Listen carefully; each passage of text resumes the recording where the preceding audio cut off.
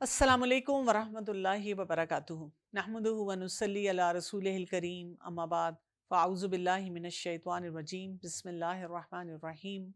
رب اشرح لی صدری ویسر لی امری واحلل عقدۃ من لسانی یفقہوا قولی۔ سورہ الواقعہ، آئیے پہلے تلاوت سنتے ہیں آیت نمبر 57 سے لے کر 96 تک۔ اعوذ باللہ من الشیطان الرجیم بسم اللہ الرحمن الرحیم نحن خلقناکم فلولا تصدقون افرأیتم ما تمنون أنتم تخلقونه أم نحن الخالقون نحن قدرنا بينكم الموت وما نحن بمسبوقين على أن نبدل أمثالكم وننشئكم فيما لا تعلمون وَلَقَدْ عَلِمْتُمُ النَّشْأَةَ الْأُولَى فَلَوْلَا تَذَكَّرُونَ أَفَرَأَيْتُم مَّا تَحْرُثُونَ أَنتُمْ تَزْرَعُونَهُ أَمْ نَحْنُ الزَّارِعُونَ لو نشاء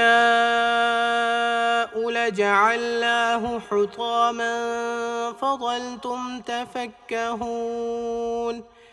إنا لمغرمون بل نحن محرومون أفرأيتم الماء الذي تشربون أأنتم أنزلتموه من المزن أم نحن المنزلون لو نشاء جعلناه أجاجا فلولا تشكرون أفرأيتم النار التي تورون أأنتم أنشأتم شجرتها أم نحن المنشئون نحن جعلناها تذكرة ومتاعا للمقوين فسبح باسم ربك العظيم فلا أقسم بمواقع النجوم وإنه لقسم لو تعلمون عظيم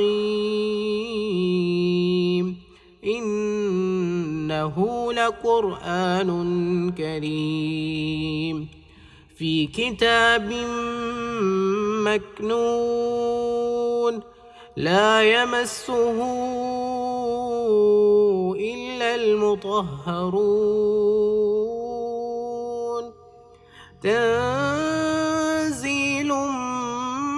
من رب العالمين أفبهذا الحديث أنتم مدهنون وتجعلون رزقكم أنكم تكذبون فلولا إذا بلغت الحلقوم وأنتم حينئذ تنظرون ونحن أقرب إليه منكم ولكن لا تبصرون فلولا إن كنتم غير مدينين ترجعونها إن كنتم صادقين فأما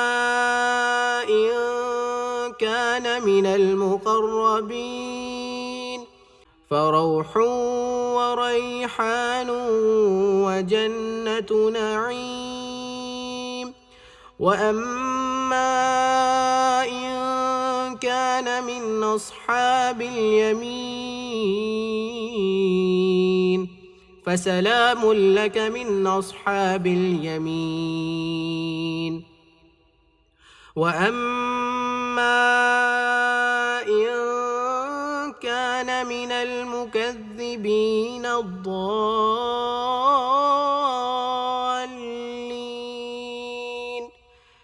فنزل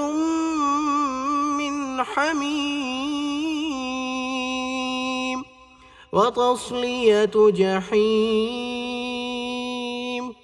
إن هذا لهو حق اليقين فسبح باسم ربك العظيم.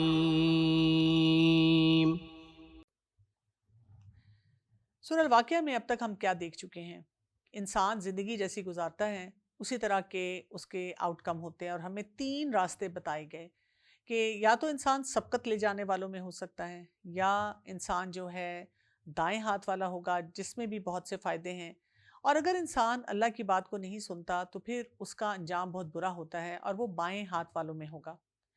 اب ہم دیکھتے ہیں کہ آیت نمبر 57 میں اللہ سبحانہ وتعالیٰ فرماتے ہیں نحن خلقناکم فلولا تصدقون، ہم نے پیدا کیا تمہیں بس کیوں نہیں تم تصدیق کرتے؟ یعنی جو پیدائش ہے اللہ تعالیٰ نے جو پیدا کیا ہے تو ہمیں کس بات کی تصدیق کرنی ہے، اس کو ہم نے اچھی طرح سے سمجھنا ہے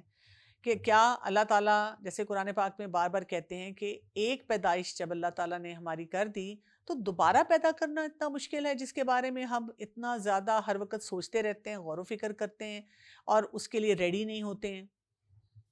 یعنی سب سے بڑی بات یہ کہ یہ سوال ہمارے لیے بہت اہم ہونا چاہیے، کیونکہ باقی چیزوں کو تو انسان جھٹلا سکتا ہے لیکن اپنی تخلیق کو کیسے جھٹلائے گا؟ کہ ہم کہاں سے آئے ہیں، ہمارے سسٹم جس طرح کام کر رہے ہیں، ہماری عقل، بوجھ، شعور، پھر ہمارا چلنا پھرنا، بولنا، کام کرنا، باڈی فنکشنز، ہم اس کو کیسے ڈینائی کر سکتے ہیں؟ اور اس کے اندر جو پرفیکشن پائی جاتی ہے تو کیا یہ باتیں ہمیں اس چیز کی طرف نہیں لے کر جاتی کہ ہم اپنے رب کو مانیں اور رب نے جو سسٹم پورا بنایا ہے ہم اس کو بھی سمجھ کے اپنے رب کی اطاعت کی طرف آئیں؟ اسی لیے پھر آیت نمبر 58 میں آ رہا ہے کیا بھلا دیکھا تم نے جو منی تم ٹپکاتے ہو؟ اور پھر اس کے بعد آیت نمبر 59 میں کیا کہا گیا؟ کیا تم پیدا کرتے ہو اسے یا ہم پیدا کرنے والے ہیں؟ ام نحن الخالقون، یعنی اب یہاں پہ جھنجھوڑ کر کیا بات کی گئی ہے کہ اسی تخلیق پہ غور کر لیا جائے۔ تھوڑے سے سائنٹیفک فیکٹس کو اگر ہم دیکھ لیں کہ مرد کے جسم سے 250 ملین سپرمز جو ہیں نکلتے ہیں اور بڑا ہی کٹن سفر کر کے وہ پہنچتے ہیں اپنے مقام پہ، اور وہاں پہ کوئی 100 اووم موجود ہوتے ہیں، لیکن ان میں سے ایک کو اس ایگ تک جانے کی اجازت ملتی ہے اور پھر وہاں سے جیتا جاگتا ایک انسان وجود میں آتا ہے، اور اس کا وجود میں آنا بھی ایک میریکل سے کم نہیں ہے کہ اندھیرے ہیں، لیئرز ہیں، پانی ہے، سلوشنز ہیں، بہت سارے وہاں پہ کیسی کیمسٹری چل رہی ہے، اور کس طرح انسان کو اللہ تعالیٰ جو ہے ایک صلاحیت دے دیتا ہے کہ وہ ایک ایسی اٹھان میں آتا ہے کہ دنیا کو فتح کرنا شروع کر دیتا ہے۔ تو اللہ سبحانہ وتعالیٰ اسی مخلوق کی طرف اسی تخلیق کی طرف اشارہ کر کے فرما رہے ہیں کہ کیا یہ چیز انسان کو یہ بتانے کے لیے کافی نہیں ہوتی ہے کہ انسان اپنے آپ کو دیکھ کر ہی سوچے اور اپنے رب کے ساتھ کنیکٹ ہو۔ اس کے بعد اللہ تعالیٰ آیت نمبر 60 میں فرماتے ہیں نحن قدرنا بینکم الموت، ہم نے مقدر کیا تمہارے درمیان موت کو، اور اس کے بعد اللہ سبحانہ تعالیٰ فرماتے ہیں وما نحن بمسبوقین، یعنی کیا ہے اور نہیں ہم ناکام ہونے والے۔ کتنی امپورٹنٹ بات ہے یہاں پہ کہ اللہ تعالیٰ نے ایک وقت مقرر کر دیا، جب موت کا فرشتے کا آنے کا وقت ہوگا تو انسان اس دنیا سے چلا جائے گا، انسان ایک پل بھی زیادہ نہیں رہ سکتا۔ اور یہاں پہ جو آیا ہے نا بمسبوقین یعنی ناکام ہونے والے، یہ سباق سے ہے۔ سباق کا مطلب ہوتا ہے جیسے انسان بھاگتا ہے، ریس لگاتا ہے، جیسے سبقت کی بات ہم کرتے ہیں تو ویسے ہوتا ہے آگے نکلنے والا، لیکن جب ہم یہ کہہ رہے ہوتے ہیں بمسبوقین تو اس کا مطلب یہ ہوتا ہے کہ ایسا انسان جو کہ ریس میں ہار جاتا ہے۔ تو یہاں پہ مقصد بتانے کا یہ ہے کہ اللہ تعالیٰ کو کوئی انسان بھی عاجز نہیں کر سکتا. ڈاکٹر بھی جو ہیں وہ پیچھے ہٹ جاتے ہیں جب موت کا وقت آتا ہے. انسان لاکھوں روپیہ کروڑوں روپیہ بھی لگا کر کہیں جائے لیکن اگر وقت آ جاتا ہے تو وہ سروائیو نہیں کر سکتا. بیسٹ مشینز بھی ہوں انسان کے سامنے تو انسان نہیں بچ پاتا. اللہ سبحانہ وتعالیٰ آیت نمبر 61 میں فرماتے ہیں اس پر کہ ہم بدل ڈالیں تم جیسوں کو اور ہم نئے سرے سے پیدا کریں تمہیں ایسی صورت میں جو تم نہیں جانتے. یعنی دوبارہ سے اس بات کو ری انفورس کیا جا رہا ہے کہ دوبارہ پیدا ہونے پہ ہمیں کیوں لگتا ہے کہ یہ پاسبلٹی ایگزسٹ نہیں کرتی, کہ اللہ تعالیٰ اس چیز پہ قادر نہیں ہے. اور پھر آیت نمبر 62 میں فرمایا اور البتہ تحقیق جان لیا تم نے پیدائش کو اپنی پہلی تو تم کیوں نہیں نصیحت پکڑتے. فلولا تذکرون. تو نصیحت پکڑنے کی بات اس میں کیا ہوتی ہے کہ جب ہم اپنی پوری تخلیق کو دیکھیں کہ کس طرح ہم وجود میں آئے تو ہمیں کرنا کیا ہے. یعنی اتنی پرفیکٹ کریشن جو ہے اللہ تعالیٰ کی کیا بالکل بے معنی بنی ہے, اس کا کوئی مقصد نہیں ہے. ہم دنیا میں آ کے اتنی اسٹرگلز کر رہے ہیں اور اسٹرگل کے ساتھ ہم نے اس دنیا سے چلے جانا ہے اور کچھ بھی کرنے کے لیے ہمارے پاس نہیں ہوگا. یہ کیسے ممکن ہے؟ ہمیں اس کے بارے میں بہت زیادہ توجہ دینے کی ضرورت ہے. پھر اس کے بعد ہم دیکھتے ہیں اگلی آیت آتی ہے جس میں اللہ سبحانہ وتعالیٰ فرماتے ہیں آیت نمبر 63 افرأیتم ما تحرثون. کیا بھلا دیکھا تم نے جو تم بوتے ہو. اَأَنْتُمْ تَزْرَعُونَهُ ام نحن الزارعون. آیت نمبر 64 کیا تم اگاتے ہو اسے یا ہم اسے اگانے والے ہیں. یعنی ہم اگر اپنی کسی فصل پہ بھی بہت زیادہ پراؤڈ ہوتے ہیں, ہم کہتے ہیں دیکھو ہم کیا کچھ اگا لیتے ہیں, ہم نے کچن گارڈن بنایا ہے, ہماری بہت سی زمینیں ہیں, زمینداری کا کام ہے, تو وہ اوریجنل سیڈ جو ہے وہ کہاں سے آیا ہے؟ کیا اس کے بارے میں کبھی غور و فکر کیا ہے؟ آیت نمبر 65 میں پھر اللہ تعالیٰ فرما رہے ہیں اور اگر ہم چاہیں البتہ ہم کر دیں اسے چورا چورا تو رہ جاؤ تم باتیں بناتے. اور یہی بات جو ہے یہ ہمارے لیے امپورٹنٹ ہے یہ سمجھنا کہ اللہ تعالیٰ کے لیے کسی بھی چیز کو دوبارہ اٹھانا یا کسی بھی چیز کو ختم کرنا کوئی مشکل کام نہیں ہے. آیت نمبر 66 اور 67 اور 68 کو دیکھیں. بے شک ہم البتہ تاوان ڈالے گئے ہیں بلکہ ہم تو محروم کر دیے گئے ہیں. کیا بھلا دیکھا تم نے پانی کو وہ جو تم پیتے ہو. یعنی اللہ سبحانہ تعالیٰ یہاں پر جب ہمیں بہت ساری نعمتوں کے بارے میں بتا رہے ہیں اور لاجیکل اور انٹلیکچول طریقے سے بھی ہمیں یہ سکھایا جا رہا ہے کہ اپنی تخلیق پہ ہم غور کریں. پھر اس کے بعد ہم یہ دیکھیں کہ جو ہم کھاتے پیتے ہیں, جو ہمارے ریسورسز ہیں, ان کا اوریجن کہاں سے ہوا ہے. اور ان ساری باتوں کو دیکھتے ہوئے اب اشارہ کس کی طرف کیا گیا ہے؟ پانی کی طرف, کیونکہ پانی کے بغیر زندگی نہیں ہو سکتی. یہ اور بات ہے کہ ہمیں پانی پینے کا اتنا شوق نہیں ہوتا, اس کی وجہ سے ہماری بیماریاں بھی بہت زیادہ بڑھتی ہیں. ڈاکٹر بھی ہمیں بار بار یاد دلاتے ہیں کہ پانی پیو, اور جب ہمیں جھٹکے لگتے ہیں بیماریوں کے تو پھر ہم ڈی ہائیڈریشن کی وجہ سے پانی کی طرف بڑھتے ہیں. لیکن یہاں پہ یہی کہا گیا کہ پانی کو دیکھو تو صحیح جس کو تم پیتے ہو. اور کیا کہا جا رہا ہے اس کے بارے میں؟ آیت نمبر 69 میں آ رہا ہے کیا تم اتارتے ہو اس کو بادلوں سے یا ہم اس کو اتارنے والے ہیں. یعنی کیا ہم اپنی مرضی سے چاہیں تو بارش ہو سکتی ہے؟ ہاں, آج کل کچھ ممالک ایسے ہیں جنہوں نے کوئی ایسے ایکسپیریمنٹس کیے ہیں جس میں انہوں نے کوئی خاص طریقے نکالے ہیں اور وہ کلاؤڈ سیڈنگ کرتے ہیں جس کی وجہ سے پھر بارش ہوتی ہے. لیکن دیکھیں وہ بھی ان کنٹرولڈ ہو جاتی ہے, اور وہ بھی جس طریقے سے ہوتی ہے لوگ اس کو مینیج نہیں کر پاتے, اور اس کے اپنے بھی اثرات ہوتے ہیں جو کہ نیچرل نہیں ہوتے. لیکن اللہ تعالیٰ نے کیا سسٹم بنایا ہے کہ سمندر سے آبی بخارات اٹھتے ہیں,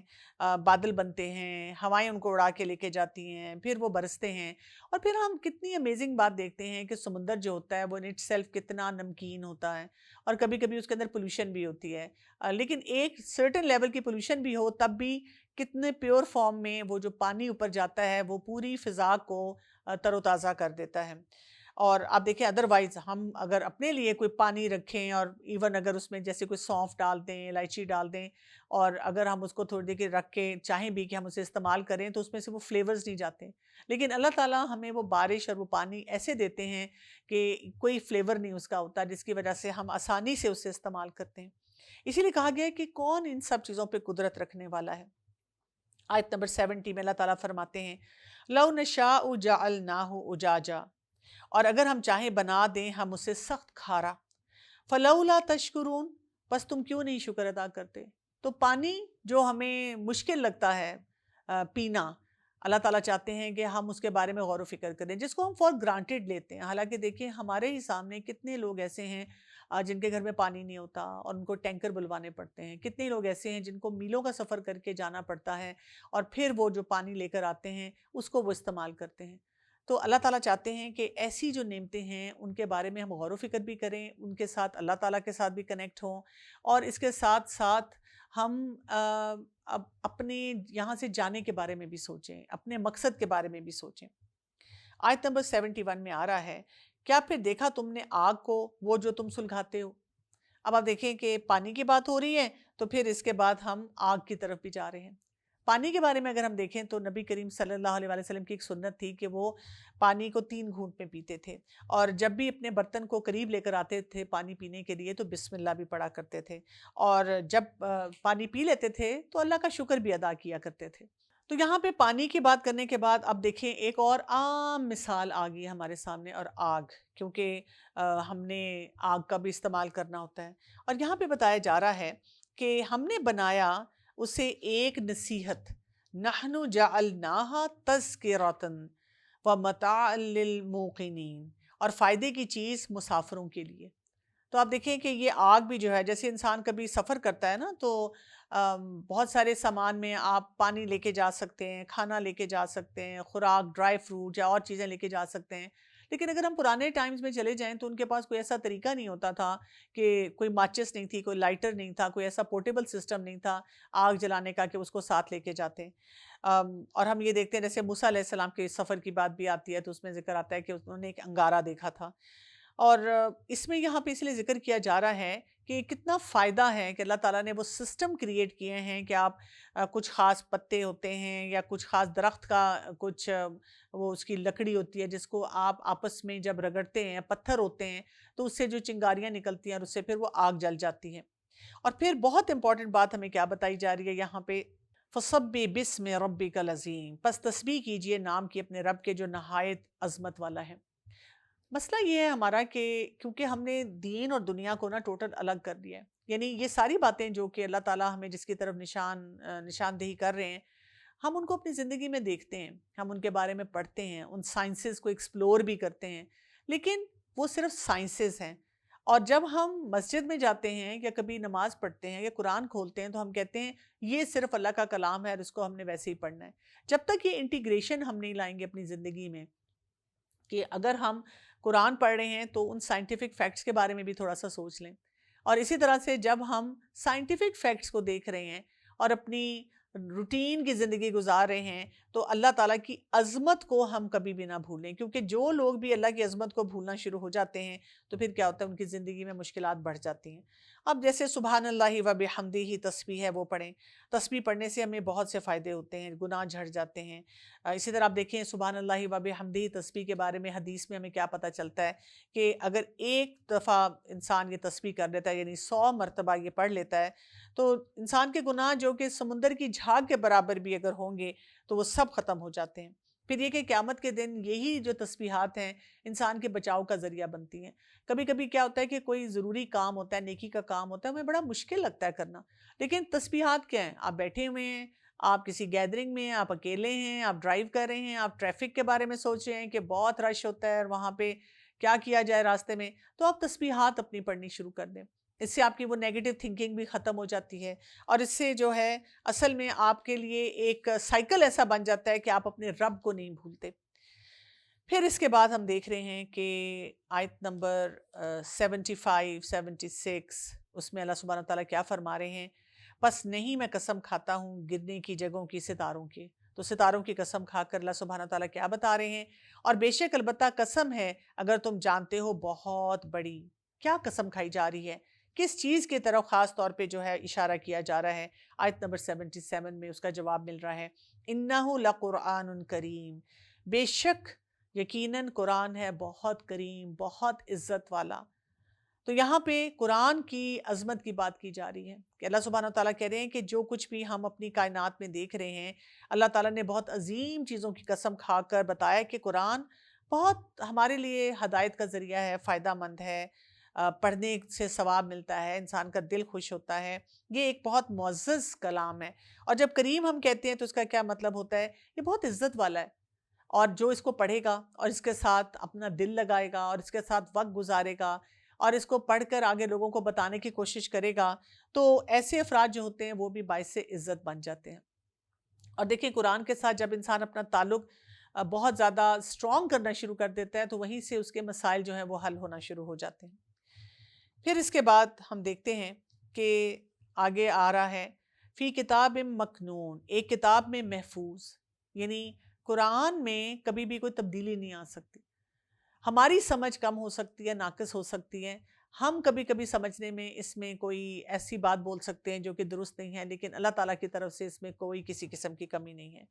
اور یہ بات یاد رکھیں کہ قرآن کو پڑھنے والا اور اس پہ عمل کرنے والا کبھی رسوائی کی زندگی نہیں گزار سکتا۔ یہاں پہ یہ ساری باتیں کیوں لائی جا رہی ہیں؟ آپ دیکھیں تھوڑا سا سیکوینس کو اگر ہم سمجھیں کہ جب 3 آؤٹ کمز بتا دیے گئے کہ کیا کچھ ہو سکتا ہے، اور اس کے بعد اللہ تعالیٰ نے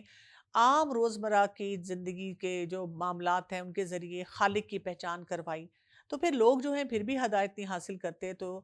جب کفار کی ہم بات دیکھیں تو وہ کیا کرتے ہیں کہ وہ قرآن میں سے کوئی نہ کوئی بات نکالنا شروع کر دیتے ہیں کہ یہ کیسے اللہ کا کلام ہے اور ہم اس کو نہیں مانتے۔ تو یہاں پہ اسی لیے ان کو یہ بتایا جا رہا ہے کہ اس کی عظمت کو سمجھو اور اس میں جو کچھ بھی اللہ تعالیٰ نے محفوظ طریقے سے ہم تک پہنچایا ہے اس کو بھی سمجھو۔ آیت نمبر 79 بہت امپورٹنٹ ہے اور اس کو سمجھنا بھی ضروری ہے۔ لا یمسہ الا المطہرون، نہیں چھوتے اسے مگر جو بہت پاک ہیں۔ کچھ لوگوں نے جب اس آیت کو پڑھا تو انہوں نے کہا کہ اگر آپ پاکی کی حالت میں نہیں ہیں تو آپ اس کو چھو نہیں سکتے۔ تو اس میں ہمیں یہ سمجھنا ہے کہ وضو 2 کاموں کے لیے، 2 عبادات کے لیے بہت زیادہ ضروری ہے۔ ایک ہے نماز، یعنی آپ کی نماز نہیں ہو سکتی اگر آپ کا وضو نہیں ہے، اور دوسرا ہے جب ہم طواف کرتے ہیں۔ باقی تمام عبادات کو کرنے کے لیے وضو کی حالت میں رہنا جو ہے وہ افضل ہوتا ہے، لیکن اگر کسی وجہ سے آپ کا وضو ٹوٹ جاتا ہے تو آپ جیسے قرآن مجید کی تلاوت کر رہے ہیں تو آپ وہ کیری کر سکتے ہیں۔ ہاں، اس کے علاوہ ہم خواتین کے جو مخصوص دن ہیں ان کے بارے میں جانتے ہیں، کیونکہ وہ ایک طہارت کی حالت نہیں ہوتی، اس میں ان کو منع کیا گیا ہے کہ وہ قرآن پاک کو نہ چھوئیں۔ لیکن اگر کوئی ایسی خاتون ہیں جنہوں نے اپنا جیسے کوئی حفظ کر رہی ہیں، وہ مدرسے جا رہی ہیں یا پڑھا رہی ہیں قرآن، تو پھر وہ اس کو ڈائریکٹلی تو نہیں چھوئیں گی، لیکن کسی آڑ کے ساتھ جیسے گلو پہن سکتی ہیں اور اس کے ساتھ اس کو چھو کے پڑھا جا سکتا ہے۔ لیکن یہاں پہ یہ بات نہیں ہو رہی، بات یہاں پہ کیا کی جا رہی ہے اگر ہم اس آیت کو سمجھنے کی کوشش کریں، وہ یہ ہے کہ اس کو نازل کرنے کا جو پورا پروسیس ہے اس میں اللہ تعالیٰ نے جبرائیل علیہ السلام جو کہ بیسٹ اللہ تعالیٰ کے ملائکہ میں سے بیسٹ تھے، اور اس کے ساتھ ساتھ ہم دیکھتے ہیں کہ جو فرشتے ہیں جو وہاں پہ موجود تھے، پھر ہم دیکھتے ہیں کہ جن لوگوں نے اس کا حق ادا کیا ان سب کے بارے میں یہ بات آ رہی ہے کہ یہ ایک بہت ہی معزز اور کلام ہے، اور اس کو پہنچانے کا بھی جو پورا سسٹم تھا اس میں کوئی بھی ناپاک جو مخلوق تھی اس کا کہیں بھی عمل دخل نہیں تھا۔ اور پھر اسی لیے آیت نمبر 80 میں کہا گیا نازل کردہ ہے رب کی طرف سے تمام جہان والوں کے لیے، تنزیل من رب العالمین۔ اور پھر یہ کہا گیا افبہذا الحدیث انتم مدہنون، کیا بھلا اس بات سے تم بے پرواہی برتے ہو؟ یعنی پھر بھی تمہارا یہ سب جاننے کے باوجود پھر بھی تمہارا بڑا ہی کیجول سا ایٹیچیوڈ ہوتا ہے۔ یہ جو یہاں پہ ورڈ آتا ہے نا مدہنون، اس کا مطلب کیا ہوتا ہے؟ یہ ہوتا ہے جیسے چکنائی سے نکلتا ہے، دہن سے، اس کا مطلب ہوتا ہے کسی چیز کو تیل لگا کر رکھ کر نرم کرتے ہیں۔ تو جو لوگ اپنے رویوں میں منافقت لے کر آتے ہیں، لچک لے کر آتے ہیں، ڈھیلا پن لے کر آتے ہیں، اور قرآن کا جو معاملہ ہے وہ بہت سنجیدہ معاملہ ہے، اس کو سنجیدگی سے نہیں لیتے، نہ اس کو اس طرح پڑھتے ہیں، نہ اس پہ توجہ دیتے ہیں، نہ اس کے لیے کوئی اسباب سے اختیار کرتے ہیں، تو اسی لیے اس چیز کی طرف اشارہ کر کے بات کی جا رہی ہے کہ اللہ کا کلام ہے اور اس کو بہت سیریسلی لینا چاہیے۔ میں بھی جیسے کئی دفعہ دیکھتی ہوں کہ اسپیشلی جیسے ینگ بچے بچیوں کو پڑھانا ہوتا ہے نا، تو اس میں کئی دفعہ ایسی بات چیت ہوتی ہے تو وہ پیرنٹس بہت بیچارے تڑپ رہے ہوتے ہیں کہ کس طرح سے بچوں کو سکھایا جائے، تو وہ کسی نہ کسی بات پہ یہ کہہ دیتے ہیں کہ پلیز ذرا سا فن سٹائل سے بچوں کو پڑھا دیں۔ تو دیکھیں یہ اللہ کا کلام ہے، یہ کوئی ہنسی مذاق نہیں ہے، کوئی سورس آف انٹرٹینمنٹ نہیں ہے، اور جو سیریس معاملے ہوتے ہیں اس کے لیے ہمیں وقت بھی نکالنا چاہیے، اپنا ذہن بھی استعمال کرنا چاہیے، اپنا مال بھی لگانا چاہیے، اور اب دیکھیں کہ یہ کوئی ایسی چیز نہیں ہے کہ جس کے ٹک ٹاک بنا کر اور ہم تھوڑی سی ریلز بنا کر اور ہلے گلے سٹائل سے ہم اس کلام کو لے کے چلیں، تو وہ تو فضول بربادی والی بات ہوتی ہے نا۔ ہمارا مزاج یہ بن چکا ہوا ہے کہ اگر ہم نے کوئی سیریس بات بھی کرنی ہے تو بیک گراؤنڈ میں 2-3 لوگ زور زور سے کہہ کے لگا رہے ہوں،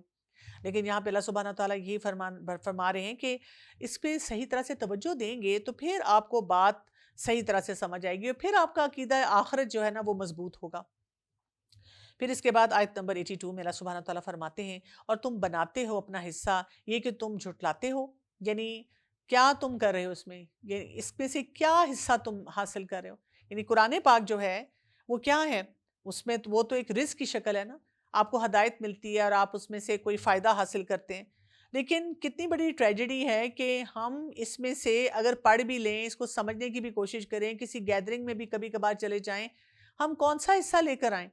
جس سے ہم کبھی راضی نہ ہوں، خوش نہ ہوں، ہمیں اپنے رب کی عظمت کا نہ پتہ چلے، ہمیں یہ احساس ہی نہ ہو کہ کرنے والے کام کون سے ہیں۔ استغفر اللہ۔ اللہ تعالیٰ سے ہمیشہ دعا مانگنی چاہیے کہ جب بھی اللہ تعالیٰ ہمیں قرآن پڑھنے کی توفیق عطا فرمائے، ہمیں باتوں کی تہہ تک پہنچنا آئے اور ہمیں اس طرح سے اللہ کا کلام سمجھ آئے جس طرح اللہ تعالیٰ نے نازل فرمایا ہے۔ پھر اس کے بعد اللہ سبحانہ تعالیٰ فرماتے ہیں فَلَوْلَا إِذَا بَلَغَتِ الْحُلْقُومَ، آیت نمبر 83، پس کیوں نہیں جب پہنچ جاتی ہے جان حلق کو۔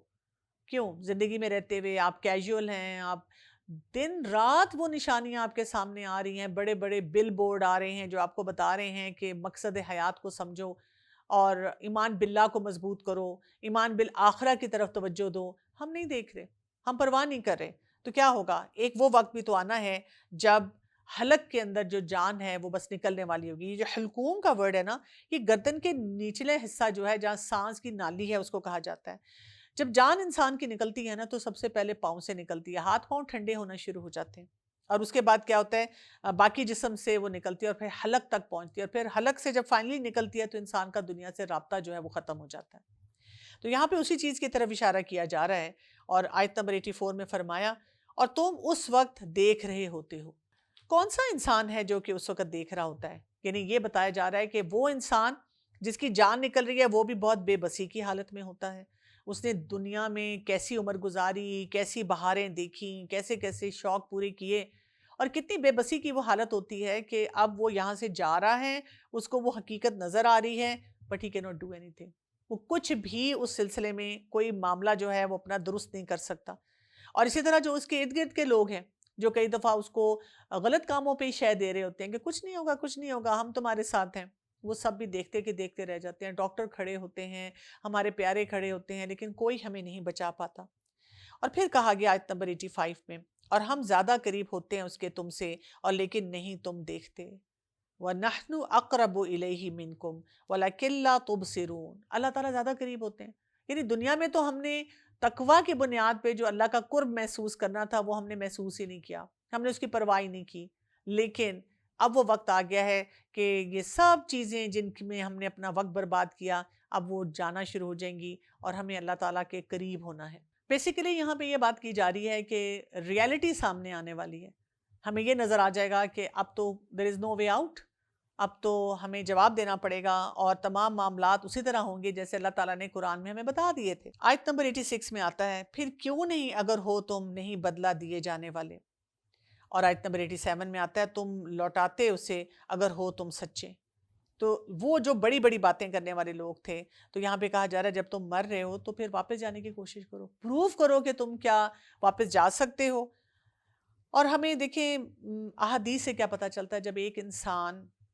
جو مسلمان نہیں ہوتا، غیر مسلم ہوتا ہے، کافر ہوتا ہے، جب وہ مرتا ہے تو اس کی موت جو ہے نہایت ذلت کی موت ہوتی ہے، جو فرشتے آتے ہیں کس طرح اس کی جان نکالتے ہیں اور کتنا ذلت آمیز اس کے ساتھ رویہ رکھتے ہیں، اور پھر اس کے لیے کوئی راستے جو دروازے ہیں آخرت کے وہ کھولے بھی نہیں جاتے، وہاں پہ فرشتے جو ہوتے ہیں وہ اس کو بہت اس کی بدبو آتی ہے، اور اس کو جب نکالا جاتا ہے تو اس سے اس طرح بات کی جاتی ہے کہ اے خبیث اللہ کی ناراضگی کی طرف چل، اور پھر وہاں سے بھی اس کو یہی کہہ کے واپس پٹخا دیا جاتا ہے کہ تمہارا مقام جو ہے ابھی جو تم نے جانا ہے وہ بھی علیین میں ہے، کہ تم وہاں پر اب تب تک رہو گے جب تک کہ فائنل قیامت نہیں آ جاتی۔ اسی طرح ہم دیکھتے ہیں کہ اور بھی بہت سی روایات ملتی ہیں جس میں ہمیں بتایا جاتا ہے اور بار بار اس کی طرف سے اشارہ کیا جاتا ہے کہ انسان کی موت کا وقت جو ہے بہت مشکل ہے، اور جو کافر کی موت ہے وہ تو ویسے ہی بہت زیادہ مشکل ہے۔ ایک حدیث میں آتا ہے، رسول اللہ صلی اللہ علیہ وسلم نے فرمایا، جب تم میں سے کسی ایک کو قبر میں رکھا جاتا ہے تو اس کے پاس سیاہ رنگ کی نیلی آنکھوں والے دو فرشتے آتے ہیں، منکر اور نکیر۔ فرشتے گرز لے کر آتے ہیں، ڈانٹ کر سوال پوچھتے ہیں کہ تو نے کس کی عبادت کی؟ وہ کہتا ہے مجھے نہیں پتا۔ کافر اور منافق یہی جواب دیتے ہیں، اور پھر جہنم کا دروازہ کھول دیا جاتا ہے اور اس کی حرارت اور گرمی کی ہوا آنے شروع ہو جاتی ہے، جہنم ہی سے لباس اور بستر آتا ہے، اور حسرت کے لیے اسے جہنم کا ٹھکانہ دکھا دیا جاتا ہے جس کی وجہ سے وہ ہمیشہ بے سکون رہے گا اور قیامت کے دن تک سزا بھگتتا رہے گا۔ اور جب قیامت آئے گی تو سوچیں کہ اب اس کو نہایت اور مزید شدت کے ساتھ اس کو سزا دی جائے گی۔ اللہ تعالیٰ ہم سب کو ایسے برے انجام سے بچا کے رکھے۔ تو اس کا مطلب یہ کہ دنیا میں رہتے ہوئے ہمیں بہت کانشیس لائف سٹائل کے ساتھ اپنی زندگی کو گزارنا ہے۔ اللہ سبحانہ وتعالیٰ اس کے بعد فرماتے ہیں، آیت نمبر 87، 88، 89 اور 90 کو دیکھیے، تم لوٹاتے اسے اگر ہو تم سچے، فَأَمَّا إِن كَانَ مِنَ الْمُقَرِّبِينَ، لیکن پس اگر ہے وہ مقربین میں سے۔ اور ہم نے مقربین کے بارے میں پڑھا تھا، یہ کون سے لوگ ہیں؟ یہ وہ لوگ ہیں جو کہ سبقت لے جانے والے ہیں، یہ وہ لوگ ہیں جو کہ فرائض کے بارے میں بہت پرٹیکولر ہیں، کوئی بھی کام ہو جائے یہ اپنے آپ کو حلال حرام میں بہت ایک تفریق کے ساتھ چلنے والے ہیں، اور اسی طرح مکروہ کاموں سے بھی اپنے آپ کو پیچھے رکھنے والے ہیں، بہت کیلکولیٹڈ اور کانشیس لائف سٹائل گزارنے والے ہیں، یہ مقربین۔ تو ان کے بارے میں کیا کہا گیا، ان کے لیے کیا ہوگا؟ تو راحت ہے اور عمدہ رزق ہے اور جنت ہے نعمتوں والی، وہ جنات النعیم، سبحان اللہ۔ یعنی اللہ تعالیٰ نے دنیا میں بھی ان کے لیے آسانیاں رکھی، کیونکہ جتنے معاملات وہ صحیح کر رہے تھے دل میں بھی سکون تھا، معاملات بھی درست تھے، حقوق اللہ بھی پورے کر رہے تھے، حقوق العباد بھی اپنی طرف سے پوری کوشش کر رہے تھے، تسبیحات بھی پڑھ رہے تھے، نمازوں کی پابندی بھی کر رہے تھے، اور جتنے بھی فرائض تھے ان کو پورا کرنے کی کوشش کرتے تھے۔ تو اب کیا ہے، جب موت کا ان کا وقت آتا ہے تو وہ موت ان کے لیے راحت بن جاتی ہے، اور یہی ہمیں حدیث میں پتہ چلتا ہے کہ جب مومن بندہ اس دنیا سے رخصت ہوتا ہے تو جو فرشتے اس کو لینے آتے ہیں بڑے پروٹوکول کے ساتھ لے کے جاتے ہیں۔ پھر ہمیں یہ بھی پتہ چلتا ہے کہ اس کو کیسے اوپر سے اوپر لے کے جایا جاتا ہے، اور پھر یہ کہ جب وہ آخری منزل تک وہاں پہ پہنچتا ہے تو اب وہاں پہ اس کے لیے اس کو بہت ویلکم کیا جاتا ہے، اور پھر اس کو یہ خوشخبری دے کر واپس بھیج دیا جاتا ہے کہ اب وہ جہاں پہ جائے گا وہاں پر اس کے لیے آسانیاں ہی آسانیاں ہیں، اور اس کو یہاں پہ سجیین کا ایک منظر دیا جاتا ہے، وہ انتظار کرتا ہے کہ کب قیامت ختم ہوگی اور میں اپنے رب کے پاس جاؤں گا۔ تو اصل کامیابی تو اس کی یہی ہے جو یہاں پہ بتا دی گئی ہے، اور ہمیں اسی کامیابی کی طرف فوکس کرنا ہوتا ہے۔ اور لیکن اگر ہے وہ دائیں ہاتھ والوں میں سے، ٹھیک ہے، سبقت والوں میں سے نہیں ہے، دائیں ہاتھ والوں میں سے ہے۔ اور یہ دائیں ہاتھ والے کون سے لوگ تھے؟ جنہوں نے واجبات کو ادا کیا، اور انہوں نے کچھ کوتاہیاں ان سے ہوئیں لیکن پھر بھی انہوں نے اپنے ایمان میں اور توحید میں کسی قسم کا خلل نہیں آنے دیا۔ اب ان کے بارے میں کیا کہا جا رہا ہے؟ فَسَلَامٌ، تو سلام ہے لک تیرے لیے، ان کے لیے بھی اللہ تعالیٰ کی طرف سے بہت سی سلامتی آ رہی ہے، اور ساتھ ان کے لیے کیا بتایا جا رہا ہے؟ فَسَلَامٌ لَكَ مِنْ أَصْحَابِ الْيَمِينَ، تو ان کے لیے اللہ تعالیٰ کی طرف سے سلامتی ہے تیرے لیے دائیں ہاتھ والوں میں سے۔ تو سوچیں کہ ایسا انسان، اس کو کتنا اچھا لگے گا کہ جب وہ وہاں پہنچا ہے، نفسا نفسی کا عالم ہے، اور اس کو بھی بتایا جا رہا ہے ریسٹ ایشورڈ، تمہارے لیے سلامتی ہوگی، تمہارے لیے جو ہے مشکلات اس طرح کی نہیں ہوں گی۔ اور یہ کیوں نہیں ہوں گی؟ یعنی آپ دیکھیں اس کو ملک الموت بھی سلام کرے گا، منکر نکیر کے جو جواب ہوں گے وہ بھی صحیح طرح سے دے گا، ان کی طرف سے بھی سلام ملے گا، قیامت کے دن فرشتے بھی سلام کریں گے، اور اس کو ویلکم کرتے ہوئے جنت میں جو ہے وہ داخلہ مل جائے گا۔ اور پھر یہ کہا جا رہا ہے آیت نمبر 92 میں، وَأَمَّا إِن كَانَ مِنَ الْمُكَذِّبِينَ الضَّالِّينَ، اور لیکن اگر ہے وہ جھٹلانے والوں میں سے، گمراہ لوگوں میں سے۔ تو اب دیکھیں کہ تینوں کے انجام کو دوبارہ سے ری انفورس کیا جا رہا ہے۔ یعنی یہ جو سورت ہے، سورہ الواقعہ، اگر ہم اس کو بہت ڈیٹیل میں پڑھیں، آرام سے پڑھیں، اس کو سوچ سمجھ کے دیکھیں اور اپنے لیے ڈیسائیڈ کریں کہ ہم نے کون سے راستے پہ جانا ہے، تو ہمیں بہت سی باتیں جو ہے سمجھ آتی ہیں، بہت سے طریقے سمجھ آتے ہیں کہ کرنے کا کام کیا ہے۔